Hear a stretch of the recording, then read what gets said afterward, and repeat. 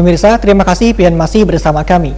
Berita selanjutnya mengabarkan, pemerintah Kota Banjarmasin bersama Forum Komunikasi Pimpinan Daerah Banjarmasin, Wan Satuan Kerja Perangkat Daerah yang terlibat dalam Satgas COVID-19 menggelar rapat evaluasi percepatan wan penanganan virus corona di Banjarmasin di Aula Kayuh Bayimbai besukan Rabu 30 September 2020.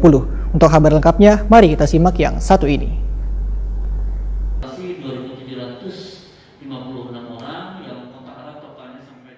Pemerintah Kota Banjarmasin bersama Forum Komunikasi Pimpinan Daerah Banjarmasin Wan Satuan Kerja Perangkat Daerah yang terlibat dalam Satgas COVID-19 menggelar rapat evaluasi percepatan wan penanganan virus corona di Banjarmasin di Aula Kayuh Bayimbai Jalan R.E. Marta Dinata, Banjarmasin Tengah, besukan Rabu 30 September 2020. Dalam hal ini dipaparkan apa saja yang sudah dilaksanakan oleh Satgas COVID-19 selawas menangani percepatan wan penanganan sejak penyebaran awal beberapa bulan yang lalu. Dari hasil pemaparan tersebut, Banjarmasin dinilai hampir berhasil keluar dari zona habang. Lantaran per 30 September, Banjarmasin hanya menyisakan satu kelurahan yang berzona habang, yaitu Kelurahan Seberang Masjid Banjarmasin Tengah. PLT Wali Kota Banjarmasin, Hermansah, mengingatkan kepada seluruh SKPD teknis di lingkungan pemerintah Kota Banjarmasin agar terus bersama-sama menjalin koordinasi demi terwujudnya Banjarmasin terbebas dari zona habang. Sehingga ditargetkan pada akhir bulan Oktober mendatang, Banjarmasin sudah berstatus zona hijau. Hermansah menegaskan bubuhan tenaga kesehatan, baik itu petugas kesehatan,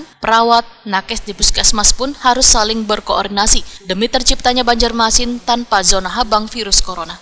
Rapat evaluasi ini dipimpin PLT Wali Kota Banjarmasin Hermansah didampingi Kapolresta Banjarmasin, Kombes Pol Rahmat Hendrawan, dan Dim 1007 Banjarmasin Kolonel CSI M. Leopola Ardiansa S. Wan perwakilan dari Kejaksaan Negeri Banjarmasin Harwanto.